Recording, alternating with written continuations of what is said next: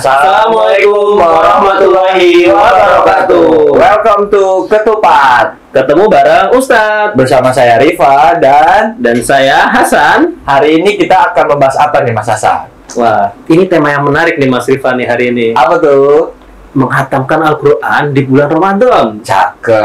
Oke. Nah, kita nanti bareng sama siapa nih Mas Rifa?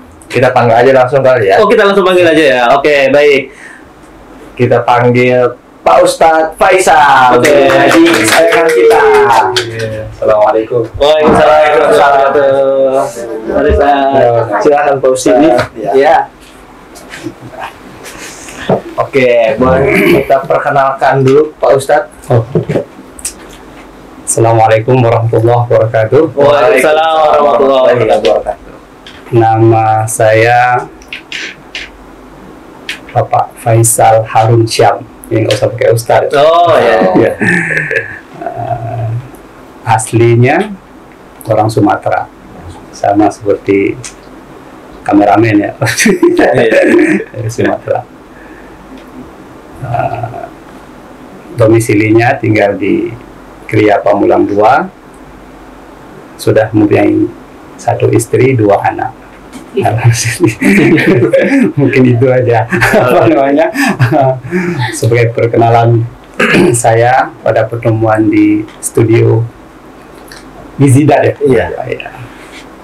Selanjutnya saya serahkan lagi kepada Oke, di episode 3 ini Mas Hasan, kita kan akan membahas tentang khatam Al-Quran mengaji yang asal 1 bulan. Iya. Langsung aja ke pertanyaan aja kali ya. Oke, baik. Nah, pertanyaan-pertanyaan mau nih Ustadz nih. Siap. Kan kalau Ramadan itu kan sering disebut bulan puasa, bulan apa namanya penuh ampunan. Siap. Tapi kan ada juga yang nyebut bulan Al-Quran nih Ustadz. Iya. Itu kenapa disebut kayak gitu teh Ustadz ya? Oke. Jadi kenapa disebut bulan Al-Quran? Kalau kita lihat dari sisi Al-Quran, ayat 186, Syahrul Ramadan alladzi unzila fihil Quran. Jadi Al-Quran itu diturunkan di bulan Ramadan. Nah, jadi bulan Ramadan itu kenapa kita diperintahkan untuk berpuasa selama 1 bulan? Karena di bulan Ramadan itu adalah bulan diturunnya Al-Quran. Maka Al-Quran itu adalah sebagai pedoman hidup bagi umat Islam yang ada di muka bumi ini, yang memang harus kita merujuk kepada Al-Quran itu supaya kita ini bisa menyelamatkan dunia dan akhirat. Jadi kalau kita mau selamat dunia akhirat, maka ikutilah panduannya, yaitu Al-Quran. Sebagaimana Allah menurunkan sebelumnya ada kitab Taurat, Zabur, Injil sesuai dengan zaman Nabi pada zaman itu.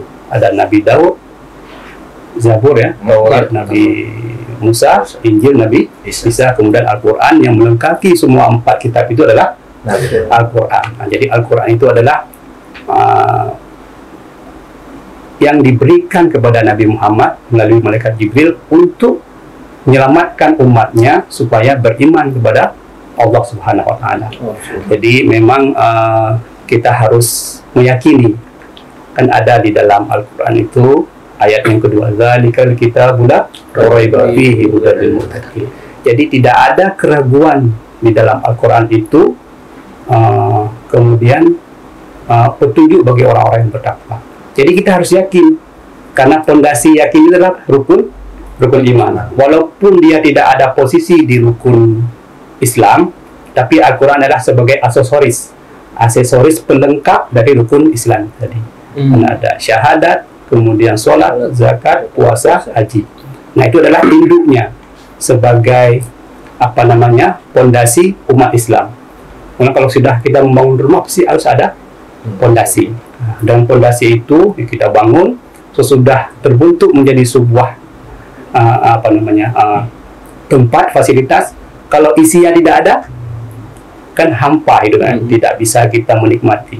Nah, Al-Quran itu adalah salah satu aksesoris yang untuk mengisi bagi dalam kehidupan orang yang beriman.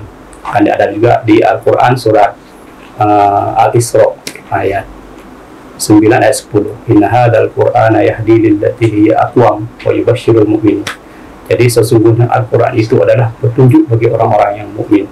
Jadi itulah makanya kita jangan meninggalkan Al-Quran apapun kondisinya, sama seperti kita jangan meninggalkan sholat. Jadi karena sholat itu, Al-Quran itu identik dengan sholat. Jadi kalau orang sholat tidak bisa mengaji, jadi dia tidak bisa menyempurnakan sholat itu sendiri, karena ada Al-Fatihah, salah satu ayat yang diharis yang menjadi rukun dari bidah di dalam sholat itu sendiri. Jadi semua para pemirsa, kita sebagai meyakini sebagai umat Islam, ayo Al-Quran itu jangan ditinggalkan. Jadi harus dipelajari, kemudian dipahami, kemudian diamalkan. Nah, inilah akan menjadi, insya Allah akan menjadi seorang atau hamba atau kita sebagai makhluk Allah yang beriman kepada Allah akan diselamatkan nanti. Karena ada hadis, Iqra'ul Qur'an fa innahu ya'ti yaumal qiyamati syafi'an di ashabi. Bacalah Al-Quran karena nanti dia akan memberikan syafaat di yaumil qiyamah bagi orang-orang yang membaca dan mengamalkannya. Jadi siapa namanya tadi? Rifa dengan Mas Hasan, ayo tingkatkan kualitas untuk menjadi Rabbani, orang-orang yang cinta kepada Al-Quran. Nah, berarti sangat utama sekali ya kalau di bulan Ramadan. Iya. Nah, Mas Rifan sudah khatam berapa kali Mas Rifan di bulan Ramadan ini? Ramadan? Iya. Alhamdulillah baru 1. Alhamdulillah, subhanallah. Itu sudah bagus ya. Nah, kalau saya ini masih agak terbata-bata nih Ustaz. Siap. Nah, kalau supaya misalnya nih, tadi kalau Al-Quran itu kan dianjurkan, diutamakan, dibaca. Betul. Gitu kan, apalagi di bulan Ramadan ini. Mas Rifat tadi alhamdulillah udah 1. Iya. Saya ini kayaknya agak males-malesan Ustaz. Nah, gimana caranya Ustaz supaya bisa konsisten, bisa semangat, bisa ada tips dan trik nggak Ustaz supaya bisa konsisten membaca surat Al-Quran? Ya. Ini pengalaman saya sebagai pernah mengenyam pendidikan di sebuah perguruan tinggi ilmu Al-Quran. Jadi tipsnya itu sebenarnya mudah. Yang pertama, niat. Ya kan? Ya. Kalau tidak ada niat dalam sesuatu apapun, dia tidak bisa berjalan kan. Niat mau bekerja di Zidat kan gitu kan. Saya ingin melamar, itu kan niat ya, dengan niat. Nah, jadi kalau sudah niat, insya Allah akan memberikan jalan kemudahan. Yang kedua, luangkan waktu untuk membaca Quran. Jangan mencari luang waktu. Kalau kita mencari waktu, nggak akan ketemu. Karena kesibukan setiap orang itu relatif ya. Duniawi bisa-bisa 90% gitu yang dia kejar. Kemudian ukhrawi ya sisanya. Paling dia menjalankan kewajiban, sholat mungkin ya. Nah, kemudian kalau kita tidak meluangkan waktu untuk ingin membaca Al-Quran, itu sudah otomatis. Jangankan 30 juz, dalam sehari sejuznya nggak dapat. Nah, jadi kalau kita sudah meluangkan itu, mudah meluangkan waktu. Kita misalnya bisa meluangkan waktu dalam sisi ada di habis waktu sholat misalnya. Ada sholatnya berapa waktu? 5 ya? 5 waktu. Kita tambahkan satu lagi, sholat sunnah, sholat duha misalnya. Kalau kita mengambil aja sedikit waktu dari 5 waktu atau 6 waktu yang tadi, saya pikir itu bisa kita menyelesaikan dalam satu hari 1 juz. Contoh misalnya, kalau dalam mushaf Al-Quran itu ya, kalau kita dulu belajar itu ada namanya, kalau penghafal Quran itu namanya ada Quran, namanya Quran pojok. Nah, di Quran pojok itu kan satu pojok, dua pojok. Itu memudahkan kita mengingat untuk menghafal Quran. Nah, kalau dalam 1 juz itu ada 9 lembar. 9 lembar itu dibagi 6 waktu tadi. Saya pikir dalam selesai kita melaksanakan sholat subuh katakanlah, sisihkan waktu, luangkan waktu untuk dia 10 atau 15 menit. Kalau sudah lancar membaca, mungkin katakanlah 30 menit. Dengan 30 menit itu bisa kita menyelesaikan 1 atau 2 lembar. Nah, kalau 2 lembar dikali 5 berapa? 10. Jadi dalam 1 hari kita bisa menyelesaikan 1 juz. Sebenarnya malah lebih ya. Kalau kita mau meluangkan waktu. Yang jadi masalah kan itu. Susah kita mau meluangkan waktu untuk berinteraksi dengan Al-Quran. Bagaimana Al-Quran mau mendekati kita. Nah, jadi walaupun terbata-bata, insya Allah kalau kita mau meluangkan waktu, yang terbata-bata itu akan terselesaikan dengan waktu yang kita luangkan tadi. Misalnya jadi 6 waktu tadi, kalau kita ambil 30 menit aja, apalagi mungkin di waktu maghrib 1 jam malah menunggu. Bisa. Jangan habis sholat zikir sedikit, buka TV. Nah, itu buka WhatsApp kalau Mas Rifan. itu meluangkan waktu bukan untuk baca Al-Quran tapi menonton sinetron itu misalnya. Jadi mindsetnya dirubah sekarang. Jadi kenapa saya menyampaikan pada kesempatan ini? Jadi kita kalau mau berinteraksi dengan Al-Quran itu bisa mengadamkan dalam setiap bulan 30 juz. Jadi kita harus mungkin bulan Ramadan ini diuji, ya kan? Kalau kita bisa kuat menyelesaikan katakanlah misalnya 2 kali katakanlah, tapi setidak-tidaknya kita bisa mengimplementasikan itu dalam 11 bulan itu satu bulan 1 juz. Nah, kalau kita mau meluangkan waktunya, ini masalah kan umat Islam sekarang itu fokus kepada bulan Ramadan aja. Sesudah dia selesai Ramadan, Quran ini ditaruh. Kenapa Quran itu berdebu, bukan dibaca tapi disimpan. Nah, itu jadi teman-teman dan para pemirsa, kalau mau kita mendekatkan diri dengan Al-Quran, jangan kita jauhkan kepada dia, tapi luangkan waktu untuk Al-Quran dalam setiap saat. Tidak hanya harus bulan Ramadan, tapi bulan-bulan yang lain pun kita gunakan atau kita luangkan untuk waktu kepada untuk membaca Al-Quran. Jadi tidak ada rugi orang yang membaca Al-Quran itu. Kan ada hadis Nabi, barang siapa yang membaca 1 huruf, Allah berikan 1 kebaikan. Dalam 1 kebaikan itu Allah lipat gandakan 10 kebaikan. Tidaklah aku membaca Al-Quran Alif Lam Mim itu 1 huruf, melainkan 3 huruf. 1 huruf alif, yang kedua huruf lam, yang ketiga huruf mim. Nah, setiap Allah berikan 1 huruf kebaikan, Allah lipat gandakan 10 kali lipat. Kalau alif lam mim aja, kalau kita hitung-hitungan matematik dengan nilai sudah 30 kebaikan Allah berikan. Kalau Mas Rifai, Mas Hasan membaca tadi 1 hari 1 lembar 1 pojok misalnya ya, 1 juz ya, nggak bisa dihitung nilai yang Allah berikan kepada hamba yang membaca Al-Quran. Mungkin itu. Kalau minimal ada nggak sih Ustaz, minimal maksimal kita boleh atau dianjurkan baca Al-Quran gitu, maksimal sehari 1 juz apa unlimited? Sepuas-puasnya kan? Karena gini, orang yang mendekatkan diri kepada Allah itu, setan itu datangnya jenderal itu. Tidak makin kuat kita iman itu, yang datang bukan kopral lagi untuk menggoda dia, kan misalnya bisa berbintang 2 gitu kan, bintang 4. Jadi kenapa? Ya mungkin saya sendiri pernah terpengaruh dalam hal itu. Artinya di saat kita membaca, jangankan 1 juz ya, 2 lembarnya mata udah ngantuk gitu kan. Pengennya aranjo gitu ya. Jadi godaan tinggi. Gitu. Memang itu manusiawi ya. Jadi kita memang harus memelumi, tapi apapun godaannya kita harus melawan dalam itu. Sebagaimana makanya Nabi menyampaikan, perang yang paling besar nanti adalah perang melawan hawa nafsu. Nah, itu salah satu yang kita bisa.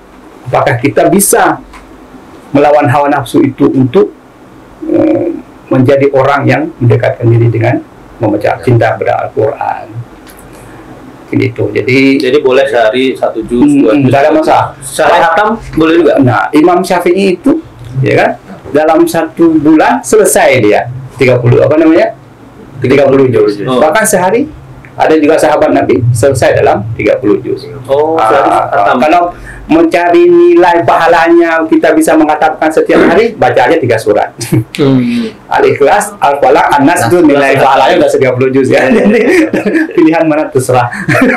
Kalau mau konsisten ya Pak Ustadz, Iya. niat dan harus luangkan waktu. Luangkan waktu. Jangan mencari Dua waktu. itu, kalau kita mau mencari waktu nggak ketemu. Nggak bakal. Apalagi dalam sebuah pekerjaan harus mengejar target ya. Iya. Kata pimpinan, kejar target hari ini harus bisa menjual 10 karton. Ya, fokusnya ke situ, jadi ngajinya lupa jadinya. Jadi itu.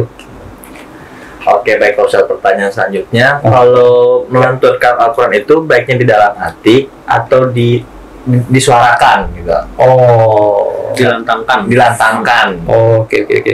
Nah, ini perlu catatan ya. Pertanyaannya agak sulit. Jadi, kalau membaca Al-Quran itu harus ada menggerakkan 2 bibir. Kalau kita membaca dalam hati, berarti itu tidak termasuk orang yang membaca Al-Quran, tapi cuma dia hanya berzikir. Jadi keras lebih bagus, artinya mengeluarkan suara. Tapi minimal menggerakkan 2 bibir. Kalau orang menggerakkan 2 bibir, berarti kita itu Iqra'atul Quran, membaca Al-Quran dengan benar. Tapi kalau kita tidak menggerakkan 2 bibir itu, cuma hanya dalam hati, berarti orang itu nilainya nilai zikir, bukan nilai membaca Al-Quran. Jadi hadis saya sampaikan. Nah, jadi tapi dilihat juga posisinya. Kalau kita membaca dengan suara keras, kalau di dalam fasilitas umum, kalau memang di situ ada orang yang menjalankan ritual sholat, tapi kita harus mengurangi kekerasan itu, keras suaranya. Suaranya harus kita kecilkan, Dipelankan. Artinya orang membaca Al-Quran itu harus ada menggerak bibirnya, tidak boleh dengan hati, misalnya ada juga apa ini bacanya ya, tapi minimal kita menggerakkan bibir tapi membaca sesuai dengan kaidah, baik mengucapkan makhraj, kemudian apalagi jalil dan kaidah hukumnya harus tepat pada posisi bacaan itu sendiri. Jadi intinya apa? Jangan dalam hati, harus menggerak bibir atau mengeraskan suara. Ya sekeras-kerasnya, kalau sendiri kan paling volumenya berapa ya? 3 lah atau 5. Nggak mungkin seperti imam pada waktu sholat ya. Memang harus didengarkan oleh yang banyak. Tapi kalau baca sendiri ya mungkin sekitar di tempat itu aja yang terdengar oleh orang lain misalnya, atau suara keras. Tapi kalau dalam fasilitas umum, kalau ada orang yang sedang sholat, lebih baik tidak mengeraskan suara karena dikhawatirkan mengganggu orang yang sedang beribadah. Nah, kalau tadi kan ada kaidah-kaidahnya, terus kalau kita baca Al-Quran yang tetap harus dijaga ya. Betul. Selain tetap harus ada gerakan bibir, betul, ada kaidah yang harus dijaga. Nah, itu kan mungkin balik ke tadi kan kita punya target nih nyelesain baca Al-Quran sehari misalnya berapa juz, 2 juz, 3 juz gitu kan. Nah, itu mungkin kita agak cepat atau segala macam. Nah, itu gimana Ustaz, penerapan kaidahnya itu harus seperti apa? Oh iya. Kalau kita ada target gitu. Betul. Kalau di dalam Al-Quran, di surat Al-Muzammil itu memang Allah menyampaikan warattilil Qur'ana tartila. Jadi kita membaca Al-Quran itu dengan pelan, harus untuk memahami bacaan itu, kemudian merenungkan kalimat yang kita baca itu. Nah, kalau dalam seorang ulama, Ibnu Az-Jazari, beliau menyampaikan bahwa hukum ilmu tajwid itu wajib dipelajari, wajib digunakan setiap kita membaca Quran. Jadi ada dua hal dalam ilmu tajwid. Jadi yang pertama adalah fardu kifayah. Ilmu tajwid itu digunakan oleh masyarakat umum. Kemudian fardu ain, hukum ilmu tajwid itu digunakan oleh masyarakat khusus. Arti khususnya orang yang belajar kemudian dia mengajarkan. Nah, kalau memang dalam satu kota kemudian orang membaca Al-Quran, tidak ada satupun orang yang memperbaiki, kalau tidak satupun orang yang mengajarkan ilmu tajwid di kota itu, maka seluruh kota itu, masyarakat kota itu berdosa. Jadi kita memang ilmu tajwid itu sangat diwajibkan di saat kita mau membaca Quran. Jadi tidak hanya sekedar membaca yang khatam. Jadi kalau setiap orang membaca, karena Quran itu diturunkan sekaligus dengan hukum ilmu tajwid. Jadi bagaimana dalam satu riwayat gitu ya, Nabi menanyakan bagaimana cara Nabi membaca Al-Quran. Kemudian sahabat ini menyampaikan Nabi itu membaca Al-Quran memanjangkan huruf lam, kemudian memanjangkan huruf mim dengan memanjangkan huruf ha di Bismillahirrahmanirrahim. Jadi itu adalah bagian daripada ilmu tajwid. Jadi kita tidak boleh menghindari dari kaidah hukum itu, karena dia berpengaruh kepada makna nanti di setiap kalimat yang ada di dalam Al-Quran yang kita baca itu. Jadi ilmu tajwid itu jangan kita tinggalkan, karena kalau kita membaca Al-Quran, makharijul huruf tidak boleh kita salah, lahnun jalil kita tidak boleh salah. Kaidah hukum ilmu tajwid harus kita gunakan di saat kita membaca Al-Quran. Jadi bagi saya mengharapkan semua pemirsa atau teman-teman yang ingin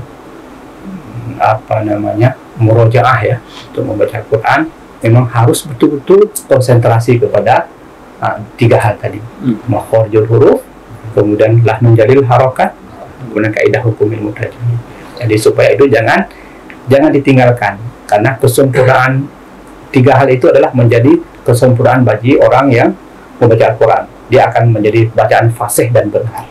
Kalau tidak, salah satu tinggal, tidak termasuk kategori fasih dan benar. Nah, jadi saya pernah menyampaikan kepada teman-teman yang belajar, jangan kejar lembar, tapi kejarlah kesempurnaan. Nah, ini bisa menggunakan nanti di luar Ramadan. Mungkin sekarang kita menargetkan selesai khatam 30 juz ya, tapi pakai waktu yang tadi saya sampaikan, tip yang tadi. Tapi nanti di balik itu 11 bulan gunakan dengan relax, santai. Warattilul Qur'ana tartila. Konsentrasi kepada kalimat itu yang berhubungan dengan makhraj, yang berhubungan dengan harokat, kemudian yang berhubungan dengan kaidah hukum tajwid. Walaupun 2 bulan, 3 bulan selesai 30 juz, tapi kesempurnaan itu jauh lebih penting ketimbang kita mau mengejar 1 hari 30 juz. Oke. Nah, ini ada pertanyaan dari yang Putri nih, Ustaz. Oh, Putri. Kalau Putri itu kan biasanya bulanan ada tuh, Ustaz. Oh, siap. Ada yang kalau dapat bonus lah gitu ya. Nah, kalau pas dapat bonus gitu, itu tuh pengen baca Al-Quran, itu gimana status hukumnya, terus atau hanya mendengarkan saja, atau bagaimana, Ustaz? Baiknya gitu untuk teman-teman Putri kita. Seorang ulama besar, seorang hafiz ya, kita bisa menyampaikan adalah beliau seorang ulama almarhum Pak Kiai Ali Jabir. Beliau menyampaikan tidak ada dalil tentang wanita haid tidak membaca Al-Quran, tidak ada dalil. Tapi yang sekarang diperdebatkan itulah permasalahan wanita yang sedang haid tidak boleh membaca Quran ya. Sebenarnya 2 persoalan di situ. Persoalan pertama adalah tidak ada dalil, berarti setiap wanita haid itu boleh membaca Al-Quran. Nah, tapi yang tidak boleh adalah menyentuh Al-Quran mushaf. Yang tidak boleh, karena dia dalam keadaan tidak suci. Nah, kan sekarang sudah ada teknologi digital ya. Nah, kalau kita menggunakan para perempuan haid itu menggunakan digital atau smartphone ya, itu adalah aplikasi itu boleh, karena kita tidak memegang dengan mushaf.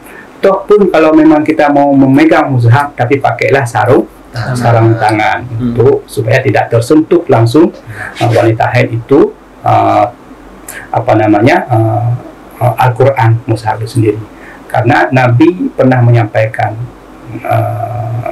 ada hadis dari Aisyah itu, Rasulullah menyampaikan,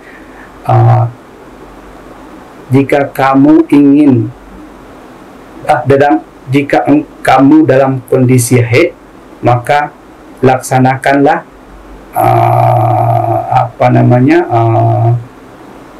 semua praktek ibadah haji kecuali tawaf di keliling Ka'bah sampai kamu suci. Jadi boleh kita membaca Quran, boleh kita menjalankan praktek semua ibadah haji kecuali tawaf di keliling Ka'bah. Nah, itu adalah bagian yang diharamkan karena itu adalah bagian tempat suci. Jadi kalau kita mau membaca Quran, khususnya kepada wanita yang sedang haid, dibolehkan membaca Al-Quran, tapi tidak memegang dengan mushaf dengan secara langsung. Atau misalnya ada Quran terjemahan, ada Quran tafsir, itu tidak masalah. Jadi tidak ada larangan bagi wanita haid bahwa dia itu meninggalkan untuk membaca Al-Quran, karena khawatir ada juga perempuan yang sedang haid, dia ada seorang pendidik mengajarkan kepada mungkin murid-muridnya, kalau setiap bulan seminggu dia meninggalkan, atau ada perempuan haid yang memang penghafal Al-Quran, dikhawatirkan dia meninggalkan Al-Quran seminggu itu lupa hafalannya dia itu. Jadi bahwa tidak usah takut bagi wanita yang diberikan bonus oleh Allah ya, kecuali sholat ya, kecuali sholat. Tapi kalau untuk Al-Quran boleh membaca dalam keadaan kondisi haid, tapi dengan membaca mungkin menghafal atau memakai teknologi aplikasi yang tadi, ataupun mungkin memegang mushaf tapi gunakan sarung tangan. Memang agak sulit ya itu ya, tapi pakailah yang teknologi yang sekarang diberikan manfaat kepada khususnya kepada umat Islam yang cinta kepada Al-Quran. Jadi jangan menjadi sebuah alasan. Itu nggak lagi ini haid seminggu. Jadi ya begitu selesai haid lupa juga baca Qurannya. Akhirnya mana lagi? Jadi lebih berarti dia tidak cinta kepada Al-Quran. Tapi kalau cinta Al-Quran, semua punya solusi. Mungkin itu solusi yang saya kutip yang almarhum Bapak Syekh Ali Jaber menyampaikan dalam hal itu. Jadi begitu eratnya beliau bercinta kepada Al-Quran sampai memberikan solusi kepada wanita yang sedang haid supaya tidak meninggalkan Al-Quran. Jadi gitu ya teman-teman semua. Bulan Ramadan adalah bulan Al-Quran. Prinsipnya tetap luangkan waktu, niat terlebih dahulu. Luangkan waktu gitu kan, tetap dengan kaidah-kaidah baca Al-Quran sebisa mungkin, sebaik mungkin gitu kan. Tapi yang penting juga tadi bahwa sebenarnya baca Al-Quran itu bukan cuma di Ramadan ini, ada 11 bulan yang itu juga jangan dilupakan gitu. Jadi mengimplementasikan ini kan diuji oleh Allah.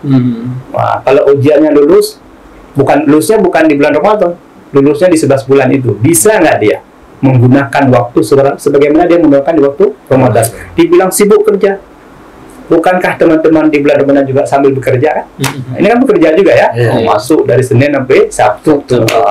Kenapa ada bisa meluangkan waktu yang tadi? Aku harus bisa menghafal Al-Quran, menghatamkan Al-Quran 2 atau 3 kali. Lalu kenapa di bulan-bulan yang lain tidak bisa menggunakan seperti bulan Ramadan itu? Apakah di sisi nilai? Memang kalau di luar Ramadan itu nilai yang Allah berikan itu 10 sampai 300. Tapi kalau di bulan Ramadan itu lebih daripada itu. Tapi kan kita jangan meninggalkan 10 300 itu juga sampai 11 bulan. Cuma hanya mengharapkan dari bulan Ramadan aja. Nah, jadi kenapa? Karena tadi saya bilang hadis tadi bahwa barang siapa yang membaca Al-Quran, dia akan mendatangkan syafaat di yaumil kiamah nanti bagi orang yang membaca dan mengamalkannya. Ustaz, mungkin terakhir dari Ustaz buat teman-teman supaya tetap semangat membaca Al-Quran, ada pesan-pesan dari Ustaz? Pesan-pesan khususnya kepada teman-teman di lingkungan keluarga besar Gizidat, dan saat ini ada teman-teman sebagian sedang belajar Al-Quran. Mudah-mudahan saya doakan mereka itu menjadi ahli-ahli cinta kepada Al-Quran, sebagaimana teman-teman yang sudah bisa membaca Al-Quran. Jadi jangan menyerah, harus semangat. Al-Quran itu harus selalu dibawa kemanapun dia berada. Mungkin itu tips saya, jangan meninggalkan Al-Quran, harus meluangkan waktu setiap hari untuk membaca Al-Quran atau mendekatkan diri dengan Al-Quran. Insya Allah Quran itu tidak sulit, mudah dibaca, mudah dipelajari, dan mudah dipahami. Mungkin itu, yang penting semangat. Terima kasih Pak Ustadz. Sama-sama. Ada pertanyaan lagi Mas Hasan? Mungkin cukup dulu Mas Rifa untuk episode kali ini. Insya Allah kita akan berjumpa lagi di lain kesempatan Ustadz. Siap. Semoga sehat selalu. Amin. Sampai berjumpa lagi. Amin. Di kesempatan berikutnya, Insya Allah di Ramadan ini nanti kita ditayangkan bulan ditanyakan ini juga. Di bulan Ramadan. Baik, itu teman-teman semua bersama Ustadz Ketupat. Kita tutup. Assalamualaikum warahmatullahi wabarakatuh.